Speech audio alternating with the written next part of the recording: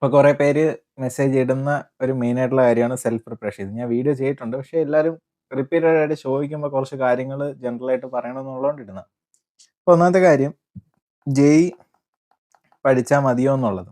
അപ്പോൾ ഇവിടെ എനിക്ക് പറയാനുള്ള കാര്യം ക്യുസാറ്റിന് ഏറ്റവും ബെസ്റ്റ് ആയിട്ടുള്ള ഓപ്ഷൻ ക്യുസാറ്റിൻ്റെ പി വൈ ക്യു സ്റ്റിക്ക് ചെയ്തതായിരിക്കും എപ്പോഴും ക്വസ്റ്റ്യൻ വരുന്നത്. 2024 വരെ അതാണ്. ഇനി 25 വ്യത്യാസം ഉണ്ടെങ്കിൽ അന്നേരം നമുക്കത് അറിയാൻ പറ്റത്തുള്ളൂ. പക്ഷേ എല്ലാ പേപ്പർ എടുത്താലും ട്രെൻഡ് കുറേ കാര്യങ്ങൾ ചോദിക്കുന്നുണ്ട്. അതായത് പി-വൈ-ക്യു ബേസ്ഡ് ആയിരിക്കും ഒരു 60 ക്വസ്റ്റ്യൻ അല്ലെങ്കിൽ 70 ക്വസ്റ്റ്യനും 90ലും വരുന്നത്. പിന്നെ എക്സ്ട്രാ കുറച്ച് കാര്യങ്ങൾ ആഡ് ചെയ്യും, ക്വസ്റ്റ്യൻസ് ഡിഫിക്കൽട്ടി കൂടും. അപ്പോൾ അതൊക്കെ അതുകൊണ്ട് എനിക്ക് പറയാനുള്ളത് നിങ്ങൾ ജെഇ പഠിച്ച ആ ഒരു രീതിയിലോട്ട് പോകുമ്പം സപ്പോസ് ഈ ഒരു രീതിയിലോട്ട് പോകുമ്പോൾ ചെറിയൊരു മിസ്ലീഡിങ് വരും. പക്ഷേ നിങ്ങൾ ജെഇ പഠിച്ചിട്ട് നിങ്ങൾ ക്യുസാറ്റിൻ്റെ പി-വൈ-ക്യു ചെയ്യാൻ പറ്റുന്നതിന് കുഴപ്പമില്ല. കാരണം പി-വൈ-ക്യു സ്റ്റിക്ക് ചെയ്ത് കഴിഞ്ഞാൽ അത്രേ ഉള്ളൂ. അതായത് പി-വൈ-ക്യുവിൽ പറയുന്ന ഒരു സിലബസ് പോലെ നമുക്ക് എടുക്കാൻ പറ്റും. പി-വൈ-ക്യു നമ്മൾ നോക്കുവാണെങ്കിൽ റിപ്പീറ്റഡ് ആയിട്ടുള്ള പാറ്റേൺസും കിട്ടും. അപ്പം ശരിക്കും ജെഇ ഇപ്പം നോക്കുമ്പോഴത്തേക്കും നമുക്കിപ്പോൾ നോക്കുമ്പോൾ ജെഇയിൽ 25 ക്വസ്റ്റ്യനാണ് വരുന്നത്. ഇപ്പോൾ നമ്മൾ നോക്കുമ്പോൾ സ്റ്റാറ്റിസ്റ്റിക്സ് ഒരു ഈസി സ്കോറിംഗ് ടോപ്പിക്കാണ്. പക്ഷേ നേരെ അത് ക്യുസാറ്റിലോട്ട് വരുമ്പോൾ ഈ സ്റ്റാറ്റിസ്റ്റിക്സിൽ നിന്ന് ഇങ്ങനെ വരാറില്ല. ഇനി ഞാൻ ഈ പറഞ്ഞ വീഡിയോ കേട്ട് ഇനി അവർ ഇടുമോ ഇല്ലയോ എന്നുള്ളതൊന്നും എനിക്കറിയത്തില്ല. പക്ഷേ നോക്കുമ്പോഴത്തേക്കും അതില്ല. അപ്പം ഇനി പറയാനുള്ളത് നിങ്ങൾ ക്യുസാറ്റിൻ്റെ പേപ്പർ എടുത്ത് അതൊരു ബേസ് ആയിട്ട് വയ്ക്കുക. ജെഇ ആയിട്ട് നോക്കുവാണെങ്കിൽ നിങ്ങൾക്ക് പിന്നെ ആ ഒരു ലെവലിലോട്ട് പോകുമ്പോൾ ഇപ്പം നിങ്ങൾ ജെഇ നോക്കുമ്പോൾ അതിനകത്ത് നോക്കുന്ന പല കാര്യങ്ങളുണ്ട്. പക്ഷേ അത് മിക്കവാറും ഇവിടെ അത്രയും ഡെപ്തിൽ നമുക്ക് വേണ്ടി വരത്തില്ല. ചില കാര്യങ്ങൾ ഇവിടെ ഡെപ്തിൽ കൂടുതലായിരിക്കും. ഇവിടെ ചിലപ്പോൾ ഹാർമോണിക് പ്രോഗ്രഷൻ ഇങ്ങനെയുള്ള കുറച്ച് കാര്യങ്ങൾ എക്സ്ട്രാ കൂടിയുണ്ട്. അപ്പം ഒന്നാമത്തെ ഒരു ജെഇയുടെ സിലബസുമായിട്ട് നോക്കുമ്പോൾ ഇവിടെ ഡിലീറ്റഡ് ടോപ്പിക് കയറി വരുന്നുണ്ട്. മാത്സിന് അത് നല്ലപോലെ ഉണ്ട്. പിന്നെ ജെഇ പ്രിപ്പറേഷൻ വെച്ച് നടക്കുമെന്ന് ചോദിച്ചു കഴിഞ്ഞാൽ എനിക്ക് പറയാനുള്ള ആൻസർ നിങ്ങൾ ഏത് രീതിയിലാണ് പോകുന്നതെന്ന് എനിക്കറിയത്തില്ല. അപ്പം നിങ്ങളൊരു കറക്റ്റായിട്ടുള്ള രീതിയിൽ പോവുകയാണെങ്കിൽ നിങ്ങൾക്ക് എന്തായാലും പോസിബിൾ ആണ്. പക്ഷേ കറക്റ്റായിട്ടുള്ളവർ പോവുകയല്ലെങ്കിൽ നിങ്ങൾക്ക് പോസിബിൾ അല്ല. അപ്പോൾ എങ്ങനെ നമ്മൾ കറക്റ്റായിട്ട് പോകുന്നത് എങ്ങനെ അറിയാം? പി-വൈ-ക്യു ചെയ്യാം. അതായത് ഒരു ടോപ്പിക്ക് തീർത്തിട്ടുണ്ട്. നിങ്ങൾക്ക് റിസോഴ്സ് നിങ്ങൾ ഏത് വേണമെങ്കിലും റെഫർ ചെയ്യും. പക്ഷേ റെഫർ ചെയ്തിട്ട് നിങ്ങൾ പി-വൈ-ക്യു ചെയ്യാൻ പറ്റുന്നുണ്ടോ? അങ്ങനെയാണ് നിങ്ങൾ പോകുന്ന ട്രാക്ക് കറക്റ്റ്. അല്ലാതെ നിങ്ങൾ ജെഇയുടെ ആ ഒരു രീതിയിൽ കണ്ടന്റ് കണ്ട് പോകുമ്പോൾ നമുക്ക് ഈ ഒരു പർട്ടിക്കുലർ പി-വൈ-ക്യു ചെയ്യാൻ പറ്റുന്നില്ലെങ്കിൽ എക്സാമിന് അത് തന്നെയായിരിക്കും വരുന്നത്. അപ്പോൾ എല്ലാവരും എൻ്റെ ചോദിക്കുമ്പോൾ വേണ്ടിയുള്ള കാര്യം ജെഇ പഠിച്ചാൽ ക്യുസാറ്റ് എളുപ്പമാവുമെന്ന് ചോദിച്ചു കഴിഞ്ഞാൽ ജെഇ പഠിച്ചിട്ട് കാര്യമില്ല. എന്ന് വെച്ച് കഴിഞ്ഞാൽ അങ്ങനെയല്ല. ജെഇ മാത്രം പഠിച്ചുകൊണ്ട് കാര്യമില്ല. നിങ്ങൾക്ക് ഇവിടുത്തെ ഈ ഒരു പി-വൈ-ക്യൂസ് ചെയ്യാൻ പറ്റുന്നുണ്ടോ? അതായത് നിങ്ങൾക്കിപ്പോൾ ജെഇയുടെ കാര്യങ്ങളൊന്നും അറിയത്തില്ല. ജെഇ ലെവൽ ക്വസ്റ്റ്യൻ വന്നു കഴിഞ്ഞാൽ നിങ്ങൾക്ക് ചെയ്യാൻ അറിയത്തില്ല.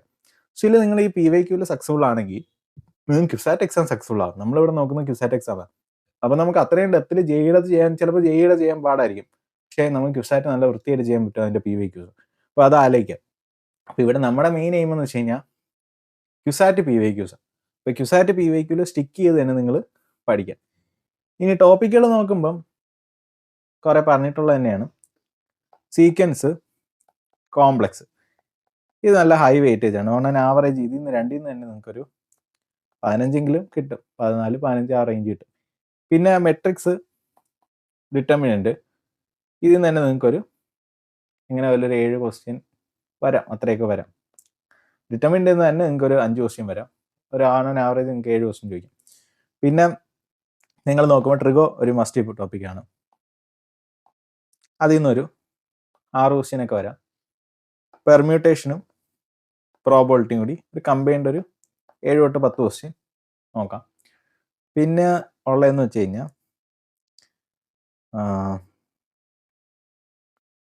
ലോഗ്, റിലേഷൻ, ഇനിക്വാളിറ്റി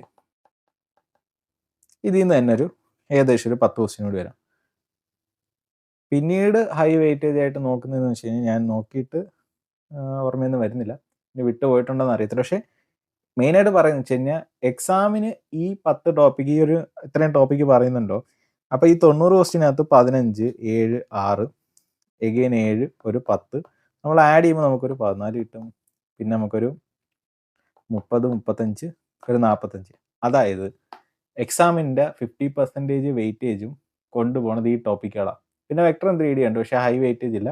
പക്ഷേ ഹൈ വെയിറ്റേജ് നോക്കുമ്പോൾ മെയിനായിട്ടും എല്ലാ ചാപ്റ്ററുകളും അല്ല, കോറായിട്ടുള്ള കുറച്ച് ചാപ്റ്ററുകളാണ് എക്സാമിൻ്റെ പകുതി നിയന്ത്രിക്കുന്നത്. അപ്പോൾ ആ പകുതി കിട്ടുക എന്ന് പറഞ്ഞു കഴിഞ്ഞാൽ നിങ്ങൾ ഇത്രയും ചാപ്റ്റേഴ്സ് കവർ ചെയ്യുമ്പോൾ തന്നെ നിങ്ങൾ എക്സാമിൻ്റെ പകുതിയായി.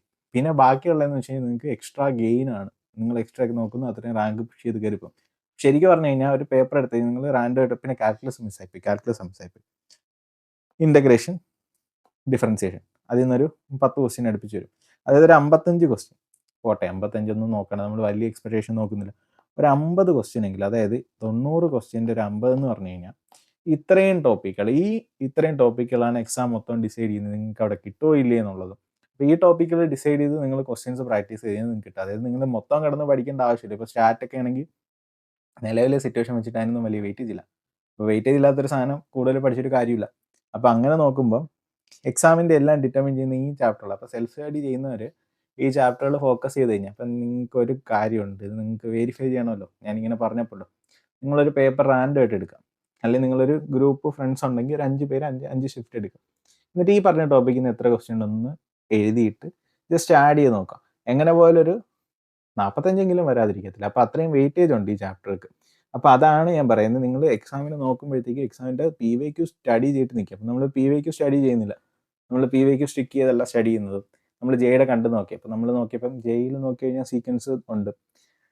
അപ്പോൾ നമ്മൾ അതെല്ലാം പഠിച്ചു പഠിച്ച് ആ ഒരു രീതിയിലോട്ട് പ്രിപ്പറേഷൻ പോകുമ്പോഴും നമ്മൾ അറ്റൻഡ് ചെയ്യാൻ പോകുന്നത് ഈ പേപ്പർ ബേസ്ഡ് ആയിട്ടായിരിക്കും. അപ്പോൾ അങ്ങനെ നോക്കുമ്പോഴത്തേക്കുള്ള പ്രശ്നം എന്ന് വെച്ച് കഴിഞ്ഞാൽ ഇവിടെ നമുക്ക് എന്താണ് ഒരു പരിചയക്കുറവ് വരും. നമുക്ക് ചിലപ്പോൾ ചെയ്യാൻ പറ്റിയെന്ന് വരത്തില്ല. അപ്പോൾ നമ്മളിപ്പം ഒരു ചാപ്റ്ററിനെ ലോ വെയിറ്റ് ചാപ്റ്റർ പഠിച്ചു, 10 ദിവസം എടുത്ത് പഠിച്ചു എന്ന് വെച്ചു. ചിലപ്പോൾ അതിന് ക്വസ്റ്റ്യൻ വരാതിരിക്കാനുള്ള ചാൻസ് ഉണ്ട്, വന്നില്ല. പക്ഷേ ഒരു ഹൈ വെയിറ്റ് ടോപ്പിക്ക് ഞാൻ 5 ദിവസമേ സ്പെൻഡ് ചെയ്യുള്ളൂ. പക്ഷേ 5 ദിവസത്തിൽ എന്താണ് സ്പെൻഡ് ചെയ്തിരുന്ന ഒരു 5 ക്വസ്റ്റ്യൻ വന്ന് ഒരു 3 ക്വസ്റ്റ്യൻ കിട്ടി. അപ്പോൾ അതാണ് എപ്പോഴും ഹൈ വെയിറ്റ് ടോപ്പിക്ക് സ്റ്റിക്ക് ചെയ്ത് അതൊന്ന് കവറായി കഴിഞ്ഞ് കഴിഞ്ഞാൽ പിന്നെ പരീക്ഷ എന്താണ് കുറച്ചുകൂടി എളുപ്പമാണ്. അപ്പോൾ അതാണ് ഉള്ളത്. ഫൈനലി ഒരു കാര്യം കൂടി എന്ന് വെച്ച് കഴിഞ്ഞാൽ എൻ്റെ അടുത്ത് എല്ലാവരും ചോദിക്കുന്ന കാര്യം, JEE കോച്ചിങ് ഉണ്ട് അല്ലെങ്കിൽ JEEയുടെ റിസോഴ്സ് റെഫർ ചെയ്ത് കഴിഞ്ഞാൽ ഞാനും JEEയുടെ റിസോഴ്സ് തന്നെയാണ് റെഫർ ചെയ്യുന്നത്. പക്ഷേ PYQ ചെയ്യാൻ പറ്റിയില്ലെങ്കിൽ പരീക്ഷയ്ക്ക് അതായിരിക്കും അവിടെ റിപ്പീറ്റ് ചെയ്യാൻ പോകുന്നത്.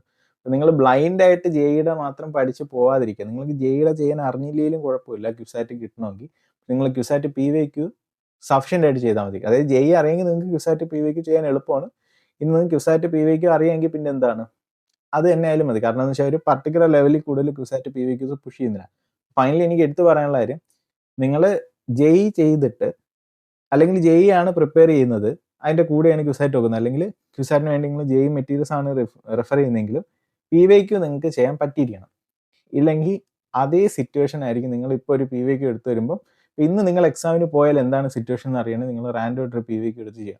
അപ്പോൾ നിങ്ങളൊരു മാസം പഠിച്ചിട്ടാണ് നോക്കുന്നതെങ്കിൽ നിങ്ങൾ പഠിക്കുന്നത് എവിടത്തോളം പോകുന്നുണ്ടെന്ന് അറിയണമെങ്കിൽ നിങ്ങൾ അന്നേരം ഒരു PYQ റാൻഡം ആയിട്ട് ചൂസ് ചെയ്തിട്ട് ചെയ്ത് നോക്കുക. അപ്പോൾ ചെയ്യാൻ പറ്റുന്നുണ്ടെങ്കിൽ ഓക്കെ, നിങ്ങൾ പോകുന്ന ട്രാക്ക് കറക്റ്റാണ്, നിങ്ങൾക്ക് വേറെ ഗൈഡൻസിൻ്റെ ഒന്നും ആവശ്യമില്ല, നിങ്ങൾ കറക്റ്റായിട്ട് പോകും, നിങ്ങൾക്ക് തന്നെ എഴുതിയെടുക്കാൻ പറ്റും. പക്ഷേ അവിടെ ചെയ്യാൻ പറ്റുന്നില്ല, നിങ്ങൾ ചെയ്യേണ്ട കാര്യം, നിങ്ങൾ ചെയ്യുന്നതിൽ എന്തോ ഒരു മിസ്റ്റേക്ക് ഉണ്ട്. അത് നിങ്ങൾ എവിടെയെങ്കിലും കറക്റ്റ് ചെയ്തില്ലെങ്കിൽ ലാസ്റ്റ് ഇനിയിപ്പോൾ 4 മാസമേ ഉള്ളൂ. ഈ 4 മാസം അതേപോലെ പോകുമ്പോൾ പിന്നെ എക്സാമായി.